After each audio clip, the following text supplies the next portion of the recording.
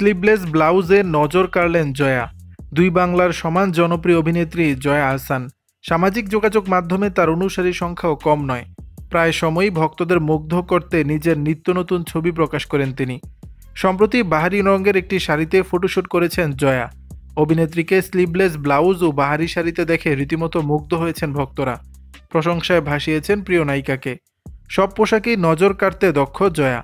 বিশেষ করে শাড়িতে বরাবরই আলো কেড়ে নেন অভিনেত্রী। এবারও তার ব্যতিক্রমটা ঘটেনি। জয়ার মিষ্টি হাসি ও অপরূপ গ্ল্যামার সোশ্যাল মিডিয়াতেও ঝড় তুলেছে। অনেকেই তার রূপের প্রশংসা করে বিভিন্ন মন্তব্য করেছেন। কেউ কেউ জয়ার তারুণ্যের রহস্য জানতে চেয়েছেন।